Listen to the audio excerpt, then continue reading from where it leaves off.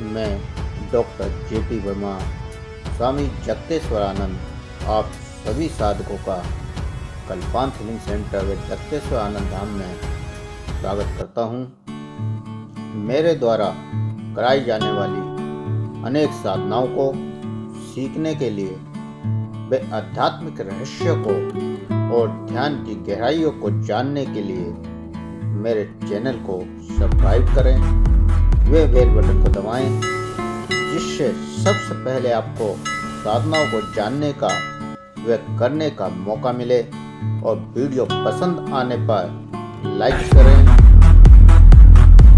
Comment करें, साथ ही share भी करें, जिससे और साधकों को भी सीखने का व करने का मौका मिल सके। कल्पांत मानसोपचार साधना में आप सभी का स्वागत है। कल हमने जाना शरीर और मन का क्या संबंध है, मानसोपचार क्या है और मानसोपचार का इतिहास क्या है। विषय को आगे बढ़ाते हैं। मानसिक स्वास्थ्य, मानसिक तनाव और मानसिक रोग। कहते हैं स्वस्थ मन से ही स्वस्थ शरीर का निर्माण होता है, लेकिन तनाव इस शरीर और मन दोनों को ही दूषित कर देता है। हर मनुष्य को स्वस्थ रहने के लिए मानसिक तनाव से बचना बहुत जरूरी है, आवश्यक है, क्योंकि मानसिक तनाव के कारण ही शरीर में कई प्रकार के रोग हो जाते हैं। इसके कारण से शरीर को कई प्रकार से हानि होती है और शरीर स्वस्थ नहीं रहता।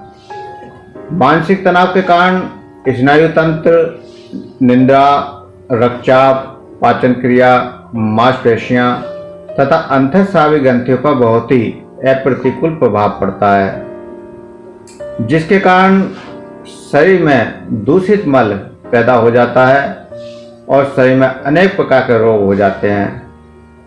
मानसिक रोग हमारे स्वास्थ्य की दृष्टि से शारीरिक रोगों से भी ज़्यादा अधिक खतरनाक और अनिष्टकारी होते हैं। मानसिक रोगों के उत्पन्न होने का कारण विभिन्न प्रकार की छोटी छोटी सी बातें होती हैं। यद्यपि हम इन छोटी छोटी बातों को अपने विवेक से सुलझाकर मानसिक रोगों से आसानी से बच सकते हैं। मानसिक रोगों के अंतर्गत घृणा, प्रतिहिंसा, आलस्य, क्रोध, लोभ, चिंता, अहंकार, निराशा, ईर्ष्या, अज्ञानता, भय, कामलिप्सा, असहिष्णुता, अविश्वास, स्वार्थपरता, मानसिक उन्माद, वहम आदि आते हैं। मानसिक रोग अथवा मनोविकार शारीरिक स्नायु के मार्ग को अवरुद्ध करके तंतुओं को नष्ट करके जीवनी शक्ति की क्रिया में बाधक होकर मल को शरीर से बाहर निकलने से रोक देते हैं। इससे शारीरिक रोग अधिक हानिकारक हो जाते हैं। धैर्य का अभाव होना, क्रोधी और चिड़चिड़े स्वभाव से बुखार बढ़ जाता है। मनोवैज्ञानिकों के अनुसार शरीर में खून की कमी, हृदय रोग, हिस्टेरिया, स्नायु की दुर्बलता, वीर्य दोष, यहाँ तक कि लकवा और टीबी जैसी खतरनाक बीमारियों के उत्पन्न होने में तनाव मूल कारण है। और ये एक सच्चाई है कि हमारे शरीर के लगभग 90% रोग केवल मानसिक विकार के कारण ही होते हैं। तनाव, स्ट्रेस। तनाव के बगैर जिंदगी की कल्पना नहीं की जा सकती। एक हद तक तनाव हमारे जीवन का एक ऐसा हिस्सा होता है जो सामान्य व्यक्ति के विकास के लिए आवश्यक होता है, लेकिन यह तनाव अगर अधिक मात्रा में उत्पन्न होने लग जाए तब मानसोपचार की आवश्यकता पड़ती है और ये आपको मानसिक रूप से बीमार बनाता है और आप में मनोव्यथा उत्पन्न कर सकता है। नकारात्मकता या तनावपूर्ण जीवन की घटनाओं से कई प्रकार के मानसिक व्यवधान उत्पन्न हो जाते हैं, जिनमें मूड और चिंता से जुड़े व्यवधान भी शामिल हैं। यौन शोषण, शारीरिक दुर्व्यवहार, भावनात्मक दुर्व्यवहार, घरेलू हिंसा और डराने धमकाने समेत बचपन और वयस्क उम्र में हुए दुर्व्यवहार सभी मानसिक व्यवधान इसके कारण माने जाते हैं, जो एक जटिल सामाजिक, पारिवारिक, मनोवैज्ञानिक तथा जैव वैज्ञानिक कारकों के जरिए पैदा होते हैं। मुख्य खतरा ऐसे अनुभवों के लंबे समय तक जमा होने से पैदा होता है। हालांकि कभी कभी एक बड़े आघात से भी मनोविकृति उत्पन्न हो सकती है। कभी कभी एक झटके के साथ मनुष्य पागल हो जाता है। कोई भी अचानक झटका, कोई हादसा मनुष्य को पागल कर सकता है, लेकिन अधिकतर ये बहुत स्लो होता है। हम बहुत सारे भावों को, बहुत सारे विचारों को, बहुत सारी भावनाओं को अपने अंदर लगातार धीरे धीरे दबाते चले जाते हैं और दबते दबते वो नकारात्मक विचार हमारे अंदर तनाव पैदा करते हैं, जिनसे हमारा मूड और हमारे विचारों में चिंता होने लगती है। उन विचारों से उन मूड को बदलने के लिए हम बहुत सारे नकारात्मक कार्यों की ओर भी तत्पर हो जाते हैं। शारीरिक दुर्व्यवहार, बहुत सारे लोग अपने शरीर का ही अहित करने लगते हैं, अपने शरीर को नष्ट करने की बार बार कोशिश करने लगते हैं। भावनात्मक दुर्व्यवहार, कुछ लोग सामने वाले के भावों के प्रति दुर्व्यवहार करने लगते हैं। कुछ घरेलू हिंसा में तब्दील हो जाते हैं, घरों में कलह का कारण बनने लगते हैं, बात बात पर कलह होना। और कुछ डराने धमकाने जैसे, बचपन में अगर बच्चे को लगातार डराया धमकाया जाता है या कुछ उसके ऊपर जबरदस्ती प्रेशर दिया जाता है, तो वो प्रेशर धीरे धीरे उसके अंदर मानसिक तनाव का कारण बन जाता है और लंबे समय के बाद उसके अंदर बीमारियों के रूप में वो तनाव प्रकट हो जाता है। बहुत छोटी छोटी बातें तनाव का कारण बन जाती हैं। कई बार तो अगर देखें तो बिना किसी बात के भी तनाव पैदा हो जाता है। बच्चा घर से बाहर गया, 10-20 मिनट लेट हो गया, अब वही तनाव का कारण बन गया, जबकि एक सामान्य बात है। तो ऐसी बहुत सारी छोटी छोटी बातें तनाव का कारण बनती हैं और यही तनाव धीरे धीरे बढ़ता हुआ बड़े मानसिक रोगों में प्रकट होता है और फिर बड़े मानसिक रोग शारीरिक रोगों में परिवर्तित होकर पूरे शरीर का विनाश करने लग जाते हैं। तो तनाव क्या है? तनाव को किसी ऐसे शारीरिक, रासायनिक या भावनात्मक कारण के रूप में समझा जा सकता है जो शारीरिक तथा मानसिक बेचैनी उत्पन्न करे और वह रोग का निर्माण का एक कारक बन जाए। ऐसे शारीरिक या रासायनिक कारक जो तनाव पैदा कर सकते हैं उनमें सदमा, संक्रमण, विष, बीमारी या किसी प्रकार की चोट भी शामिल होती हैं। जब लोग अपने आसपास होने वाली किसी चीज से तनावग्रस्त महसूस करते हैं तो उनका शरीर रक्त में कुछ विषैले रसायन छोड़कर अपनी प्रतिक्रिया देता है। ये रसायन लोगों को अधिक ऊर्जा तथा मजबूती प्रदान करते हैं। हल्की मात्रा में दबाव और तनाव कभी कभी फायदेमंद भी होता है। उदाहरण के लिए कोई प्रोजेक्ट या असाइनमेंट पूरा करते समय मस्तिष्क पर पड़ने वाला दबाव या तनाव होने से हम प्राय अपना काम अच्छी तरह से पूरा कर पाते हैं और काम करते समय हमारा उत्साह भी बना रहता है। तो इस प्रकार तनाव दो प्रकार के होते हैं, एक सकारात्मक तनाव और एक नकारात्मक तनाव। जिसका सामान्य अर्थ चुनौती तथा अधिक बोझ होता है। जब तनाव अधिक होता है या अनियंत्रित हो जाए तब वह नकारात्मक प्रभाव दिखाता है, और वही तनाव अगर किसी कार्य को पूर्ण कर रहा है, किसी कार्य में सफलता प्रदान कर रहा है, तो वही तनाव सकारात्मक हो जाता है। तनाव पैदा करने वाले कारकों को छोटी अवधि या लंबी अवधि के रूप में भी वर्णित किया जाता है। छोटी अवधि एक्यूट का तनाव तुरंत पैदा होने वाले खतरे के प्रति प्रतिक्रिया होती है, और यह तब होता है जब मस्तिष्क का प्रारंभिक हिस्सा और मस्तिष्क के अंदर के कुछ रसायन संभावित हानिकारक दबाव कारक या चेतावनी के प्रति अपनी प्रतिक्रिया प्रदर्शित करते हैं। जैसे अचानक सांप सामने आ जाए, और सांप को देखते ही हमारे अंदर तनाव पैदा होगा, हमारे अंदर डर पैदा होगा, और हमारा मस्तिष्क उसके प्रति तुरंत रिएक्ट करेगा और हमें दौड़ने को प्रेरित कर देगा। तो एक्यूट तनाव, अचानक बहुत शीघ्रता के साथ तनाव आने वाला तनाव। दूसरा क्रोनिक, लंबी अवधि के तनाव कारक कुछ ऐसे दबाव होते हैं जो लड़ाई करने की चाहत दब जाने के बाद चालू होते हैं और आगे भी जारी रहते हैं। क्रोनिक तनाव कारकों में शामिल होते हैं वर्तमान में जारी दबावपूर्ण कार्य, वर्तमान में जारी संबंध से जुड़ी समस्याएं, अलगाव तथा निरंतर वित्तीय चिंताएं।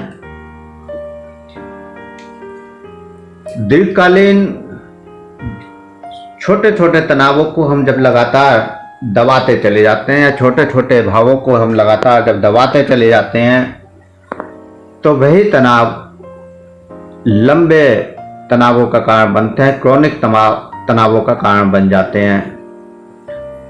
जैसे किसी के ऊपर वर्क करने का तनाव लगातार बना रहे लंबे समय तक, महीने 6 महीने, तो वह तनाव दीर्घ तनाव बन जाता है, लंबा समय तक चलने वाला तनाव बन जाता है, और धीरे धीरे वह मानसिक बीमारियों में परिवर्तित हो जाता है।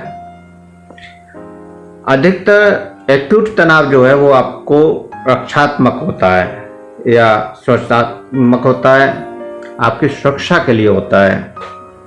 दीर्घकालीन तनाव आपको बीमारी के रूप में प्रकट होता है। हर व्यक्ति की तनाव के कारकों के प्रति सहनशीलता अलग अलग होती है, तथा समय के साथ हर एक व्यक्ति की तनाव सहनशीलता भी बदलती रहती है।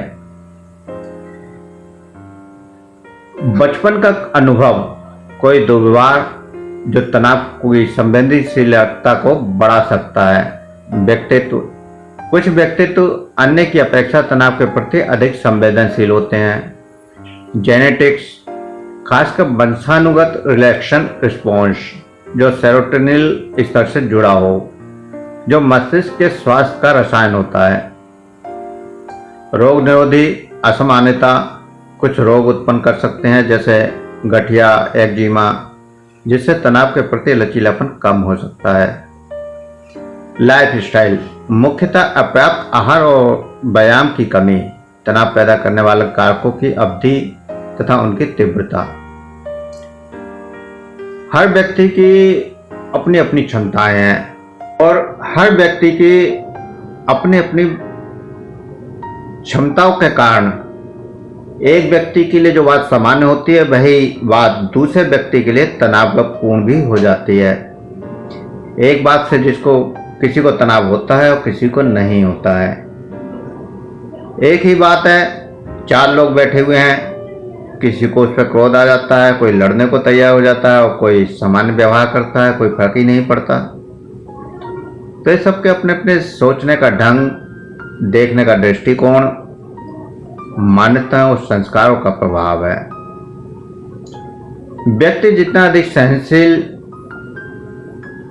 और साक्षी होगा, उतना ही तनाव से बचा रहेगा। लंबे तनाव हृदय रोग, मधुमेह रोग, गठिया रोग, एलर्जी रोग के रूप में प्रकट होते हैं।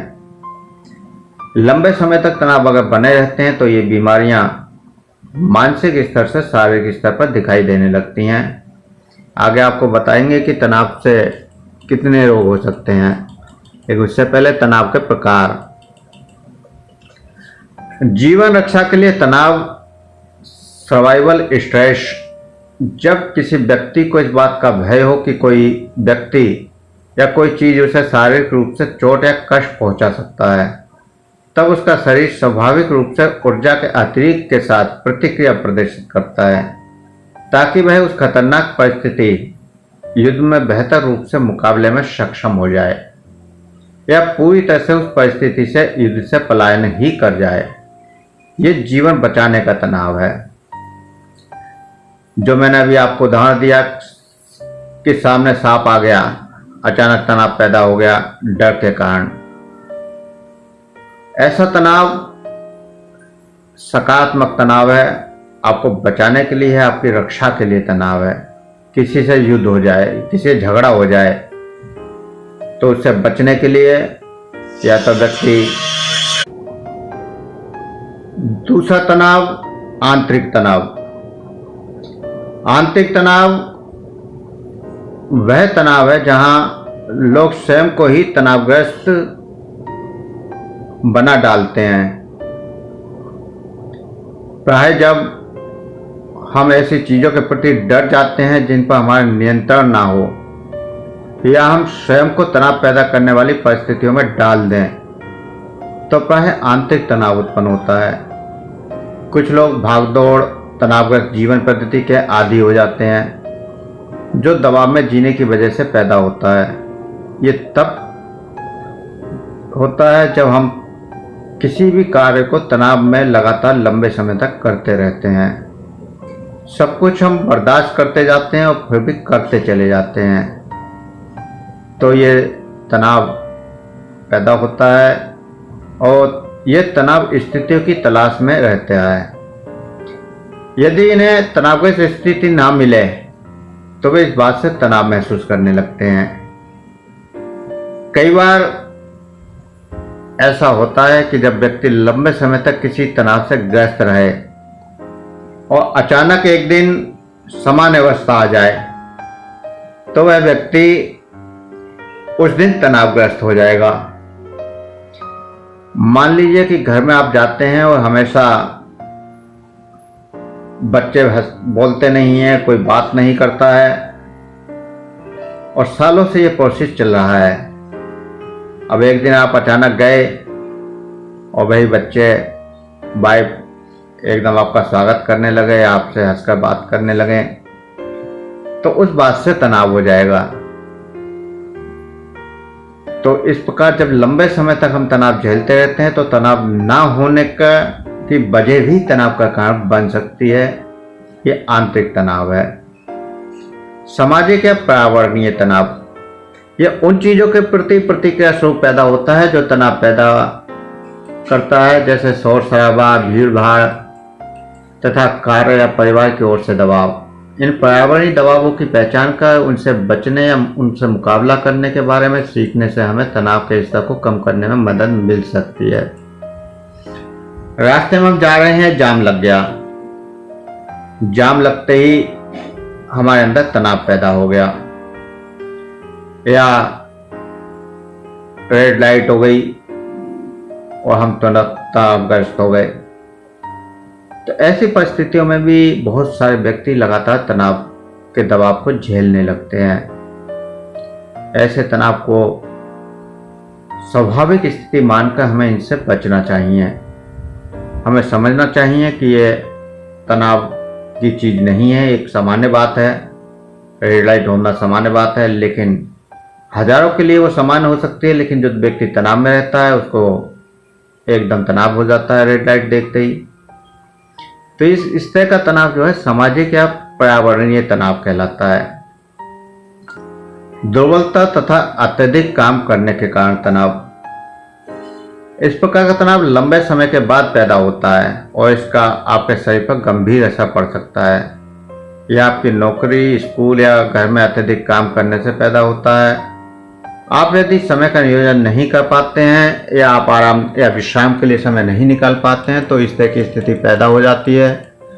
ये एक प्रकार का कठिन तनाव है, इससे बचना चाहिए। दुर्बलता, आपने देखा होगा जो व्यक्ति कमजोर हो जाता है या दुर्बल हो जाता है उसको गुस्सा जल्दी आने लगता है, वह जल्दी तनावग्रस्त हो जाता है। किसी भी रोग के बाद व्यक्ति चिड़चिड़ा हो जाता है।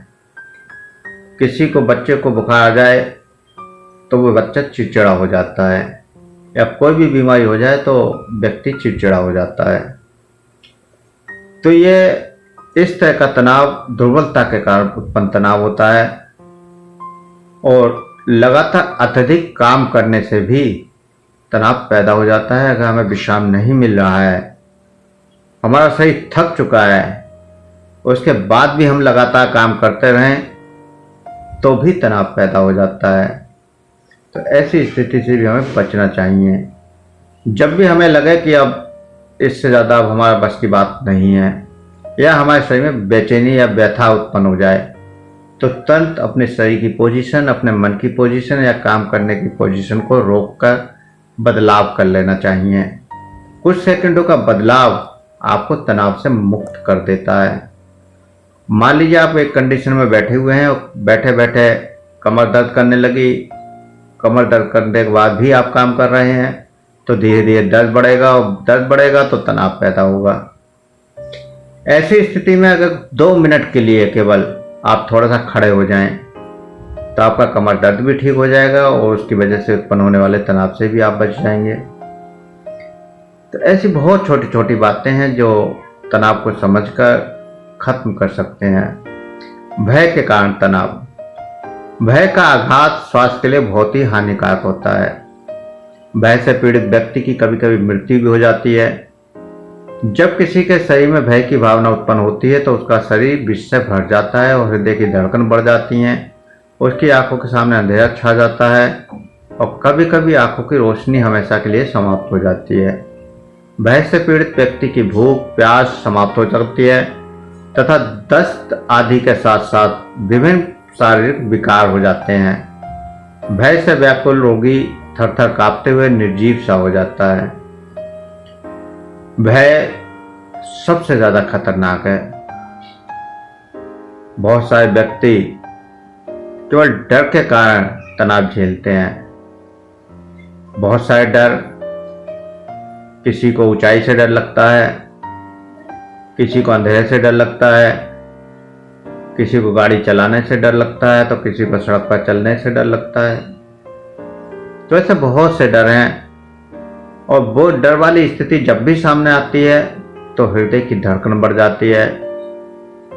अगर डर अचानक सामने आ जाए तो हार्ट अटैक तक हो जाता है और हार्ट अटैक के कारण मृत्यु तक हो जाती है। कई बार ब्रेन स्ट्रोक हो जाते हैं, पैरालिसिस हो जाते हैं। तो डर के कारण बहुत सारे तनाव इकट्ठा पैदा होता है, माइंड पर प्रेशर पड़ता है और हमारी नसों में बहुत सारी ब्लॉकेज का कारण भी बन जाता है। उसका क्रोध के कारण तनाव, क्रोध भी एक प्रकार का हानिकारक मानसिक तनाव का कारण है। इसके विभिन्न रूप होते हैं। जब किसी व्यक्ति को क्रोध आता है तो उसके शरीर में तीव्र विष की उत्पत्ति होती है। क्रोध खून को जला देता है तथा शरीर की सभी ग्रंथियां एड्रेनलिन नामक एक विषैला रसायन के कारण दूषित हो जाती हैं या कमजोर हो जाती हैं। क्योंकि ये रसायन रक्त में मिल जाता है इसलिए फिर पूरे शरीर पर प्रभाव डालता है। यदि किसी व्यक्ति को अधिक क्रोध आता है तो क्रोध के कारण उसकी पाचन शक्ति कमजोर हो जाती है तथा भोजन के पाचन में सहायक रस विष के रूप में परिवर्तित हो जाते हैं। क्रोध के समय जो रसायन हमारे लिए लाभकारी होते हैं उसके विपरीत रसायन शरीर में पैदा होते हैं और उनमें सबसे ज़्यादा विषैला एड्रेनलिन रसायन होता है जो पूरे शरीर को नुकसान पहुंचा देता है। आपने देखा होगा कि क्रोध आने के बाद जब क्रोध शांत होता है उस समय आपके शरीर की ऊर्जा बिल्कुल समाप्त हो चुकी होती है। आपका शरीर इतनी कमजोरी महसूस करता है जितनी कि कई घंटे काम करने के बाद भी आपको कमजोरी नहीं आती। उतनी ही कमजोरी 10-5 मिनट के तनाव से आ जाती है।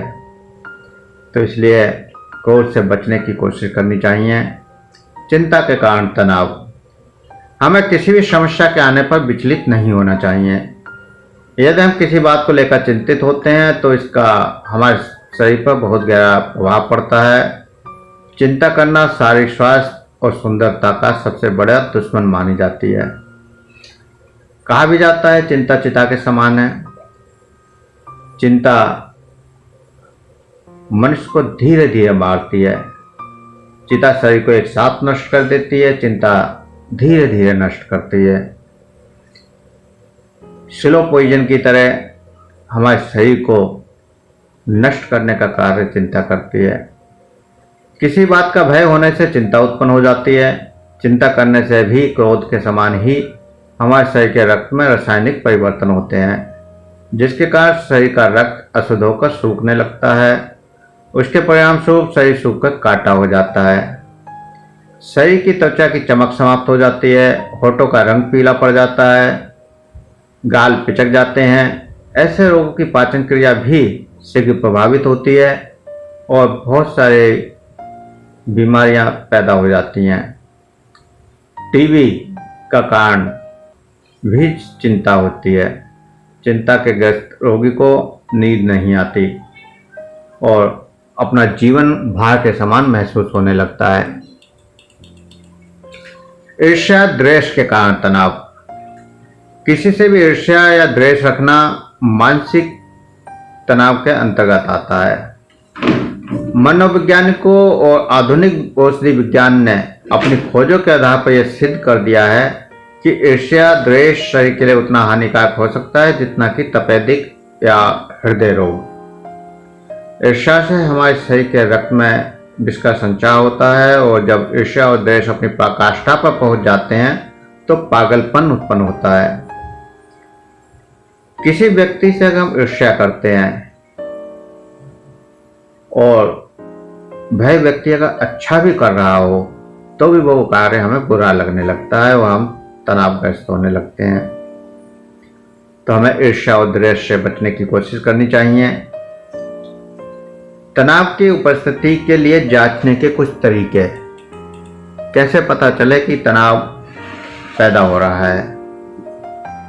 निंद्रा व्यवधान, नींद न आना, भूख की कमी, अपर्याप्त एकाग्रता, अपर्याप्त याददाश्त, प्रदर्शन में कमी, अलक्षणात्मक त्रुटियां या पूरा न की गई समय सीमा, क्रोध होना, चिड़चिड़ापन होना, उदास होना, समाज के खिलाफ हिंसक व्यवहार, भावनात्मक आवेग, शराब या ड्रग्स की आदत, घबराहट की आदत। शारीरिक प्रभाव। तनाव के शारीरिक प्रभाव मुख्यतः न्यूरो एंडोक्राइनो इम्यूनोलॉजिकल मार्ग से उत्पन्न होते हैं। तनाव के कारण की जो भी प्रकृति हो पर उनके प्रति शरीर की प्रतिक्रिया सदैव एक समान रहती है। तनाव का कारण कुछ भी रहे और तनाव छोटा हो या बड़ा हो, किसी भी तरह का तनाव क्यों ना हो, हमारा शरीर प्रत्येक तनाव पर एक समान प्रतिक्रिया करता है और सबसे ज्यादा प्रभाव नर्व सिस्टम पर पड़ता है और माइंड के न्यूरॉन्स पर पड़ता है। इसीलिए जो लोग तनाव में रहते हैं उनकी याददाश्त कम होने लगती है, नींद आनी बंद हो जाती है और नसों की बीमारियां शुरू हो जाती है। नर्व से रिलेटेड प्रॉब्लम सबसे ज़्यादा तनाव से पैदा होती हैं। यदि आप हमारी 21वीं सदी की चिकित्सा पद्धतियों से जुड़कर बिना दवा के सभी असाध्य रोगों का उपचार सहज में करना व जानना चाहते हैं तो हमारे दूसरे चैनल कल्पांत हीलिंग सेंटर एवं जगतेश्वर आनंद धाम को सब्सक्राइब करें और उसमें दिए हुए उपायों को अपनाएं, जिससे आप बिना दवाइयों के सभी रोगों का उपचार करने में सफल हो पाएंगे। चैनल का लिंक नीचे डिस्क्रिप्शन में दिया गया है। मानसिक तनाव होने के लक्षण। जिस व्यक्ति को मानसिक तनाव होता है उसका स्वभाव चिड़चिड़ा और क्रोधयुक्त हो जाता है। मानसिक तनाव के कारण व्यक्ति के सिर में दर्द होता रहता है तथा उसे ऐसा महसूस होता है कि उसका सिर कुछ भारी भारी सा हो रहा है। मानसिक तनाव से पीड़ित व्यक्ति अक्सर किसी न किसी प्रकार का नशा करने लगता है। मानसिक तनाव से पीड़ित व्यक्ति हर समय अपनी समस्याओं में उलझा रहता है। मानसिक तनाव से पीड़ित व्यक्ति को नींद सही से नहीं आती है और उसकी नींद बार बार टूटती रहती है और उसे बुरे बुरे सपने आने लगते हैं। मानसिक तनाव से पीड़ित व्यक्ति की सोच नकारात्मक हो जाती है। मानसिक तनाव से पीड़ित व्यक्ति किसी भी कार्य को सही समय पर नहीं करता है और वह अपने कार्य को अधिक से अधिक टालने की कोशिश करता रहता है, जिससे अधिक से अधिक समय खराब करता है। मानसिक तनाव से पीड़ित व्यक्ति का उल्टे कार्य को करने में अधिक मन लगता है। मानसिक तनाव से पीड़ित व्यक्ति अधिकतर बड़ी बड़ी डींगे हाँकता रहता है कि मैं ऐसा कर दूंगा, वो कर दूंगा, ये कर दूंगा, लेकिन करता कुछ नहीं है। मानसिक तनाव से पीड़ित व्यक्ति के सामने कोई भी समस्या आती है तो वह तुरंत ही घबरा जाता है। मानसिक तनाव से पीड़ित व्यक्ति की याददाश्त कमजोर होती है तथा वह कोई भी कार्य करते समय उस कार्य को किस प्रकार से अंजाम देना है उसके बारे में भूलता रहता है। मानसिक तनाव से पीड़ित व्यक्ति अधिकतर असावधानी से वाहन या गाड़ियां चलाता रहता है। मानसिक तनाव से पीड़ित व्यक्ति सामाजिक, व्यवसाय तथा पारिवारिक कार्यों में रुचि नहीं लेता। मानसिक तनाव से पीड़ित व्यक्तियों में असुरक्षा की भावना अधिक होती है। मानसिक तनाव से पीड़ित व्यक्ति अधिकतर बैठे बैठे अपने घुटनों को हिलाते रहते हैं। मानसिक तनाव से पीड़ित व्यक्ति बार बार उत्तेजक पदार्थ, चाय, कॉफी आदि का भी सेवन करते हैं। मानसिक तनाव से पीड़ित व्यक्ति की पलकें बार बार झपकती रहती हैं। मानसिक तनाव से पीड़ित व्यक्ति संकोची स्वभाव का होता है। तो इस तरह से हम पहचान सकते हैं कि हमारे अंदर या सामने वाले के अंदर तनाव है या नहीं है। और भी आगे बहुत सारी पहचान आपको बताएंगे।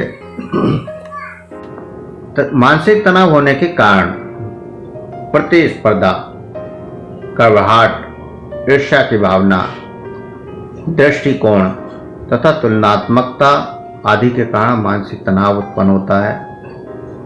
स्वास्थ्य सही न रहने के कारण भी मानसिक तनाव उत्पन्न हो जाता है।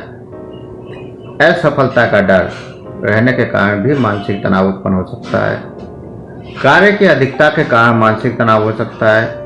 नकारात्मक सोच के कारण मानसिक तनाव हो जाता है। बेकारी तथा वित्तीय समस्याओं के कारण भी मानसिक तनाव हो जाता है। इच्छाओं के पूरे न होने से भी मानसिक तनाव उत्पन्न होता रहता है। अत्यधिक महत्वाकांक्षी स्वभाव के कारण मानसिक तनाव उत्पन्न हो जाता है। अत्यधिक महत्वाकांक्षी स्वभाव के कारण भी मानसिक तनाव उत्पन्न हो जाता है। किसी प्रकार का नशा करने के कारण भी मानसिक तनाव उत्पन्न हो जाता है। असहयोगी सहकर्मी तथा असुरक्षित वातावरण के कारण भी मानसिक तनाव उत्पन्न हो जाता है। हमारे साथ में रहने वाले व्यक्ति अगर हमारा सहयोग नहीं कर रहे हैं तो भी मानसिक तनाव उत्पन्न हो जाता है, तो चाहे वो परिवार में हो या कार्यस्थल में हो। रूखे स्वभाव वाला साथी होने के कारण भी मानसिक तनाव उत्पन्न हो जाता है। भावुक होने तथा छोटी बात को दिल से लगाने के कारण मानसिक तनाव उत्पन्न हो सकता है। गैर कानूनी काम करने के कारण भी मानसिक तनाव बना रहता है। दूसरों की बातों में आ जाने के कारण भी मानसिक तनाव पैदा हो जाता है। यौन संबंध या प्रेम संबंधों में विफल होने से मानसिक तनाव उत्पन्न हो जाता है। कार्यस्थल अगर शोर शराबे वाला हो तो भी मानसिक तनाव पैदा हो जाता है। किसी दृश्य के प्रति मस्तिष्क पर दुष्प्रभाव पड़ने के कारण भी मानसिक तनाव उत्पन्न हो सकता है। असत्य बोलने के कारण मानसिक तनाव उत्पन्न हो जाता है। नाराजगी, अपमान, तनातनी के कारण मानसिक तनाव उत्पन्न हो सकता है। बिन बात पर किसी दूसरे व्यक्ति से लड़ाई झगड़ा करने के कारण भी मानसिक तनाव उत्पन्न हो जाता है। तो इस प्रकार बहुत सारे कारण मानसिक तनाव के होते हैं, बहुत सारी पहचान मानसिक तनाव की होती हैं। अब मानसिक तनाव के कारण होने वाले रोग।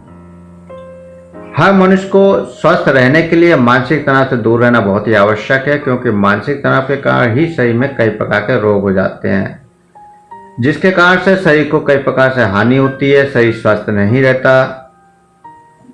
और उन रोगों में मुख्यतः रोग कमर दर्द, कंधे का दर्द, स्थायी रूप से थकान महसूस होना, मधुमेह, नींद न आना, हाई ब्लड प्रेशर, हृदय रोग, दमा, आधे सिर का दर्द, स्पॉन्डिलाइसिस, अम्लता, एसिड पैदा होना या पेप्टिक अल्सर हो जाना।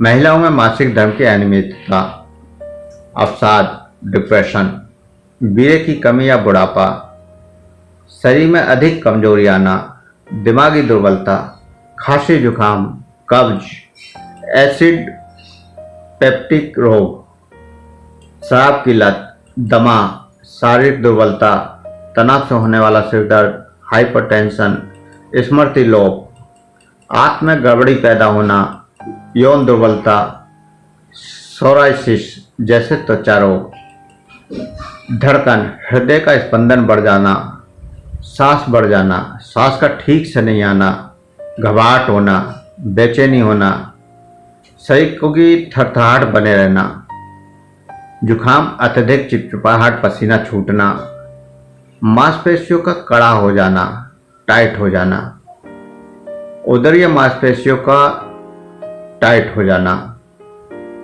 तने हुए हाथ या पैर, दबे हुए जबड़े तथा दांत एक दूसरे के साथ गुथे हुए हो जाना, बार बार पेशाब जाना, बार झड़ना, एकाग्र होने में अक्षम हो जाना, निर्णय नहीं ले पाना, आत्मविश्वास की कमी, चिड़चिड़ापन या बाबा गुस्सा आना, अत्यधिक लोभ वाली लालसा, बेवजह चिंता करना, असहजता, चिंतित होना, भय सताना, घबराहट का दौरा, गहरे भावनात्मक तथा मूड का विचलन, अत्यधिक धूम्रपान, नर्वस हो जाना,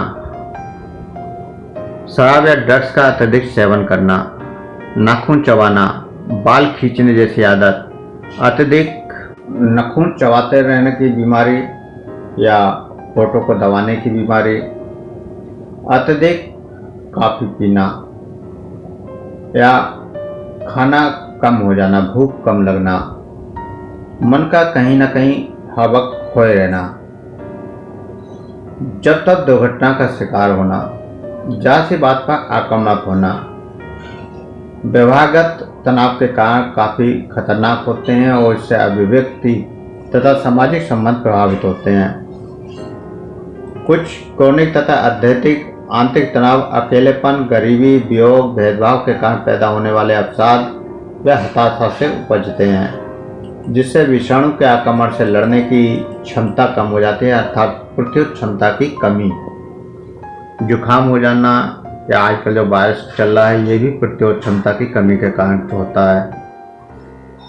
अगर लंबे समय तक जो व्यक्ति तनाव में रहते हैं, जिनको हृदय रोग हैं, जिनको मधुमेह रोग है या ऐसा कोई रोग है जिनकी इम्यूनिटी पावर कमज़ोर होती है, जिन रोगों में, उन व्यक्ति को वायरस जल्दी पकड़ता है। हर्पीस से लेकर एड्स या कैंसर जैसी बीमारियां तक इससे पैदा हो सकती हैं।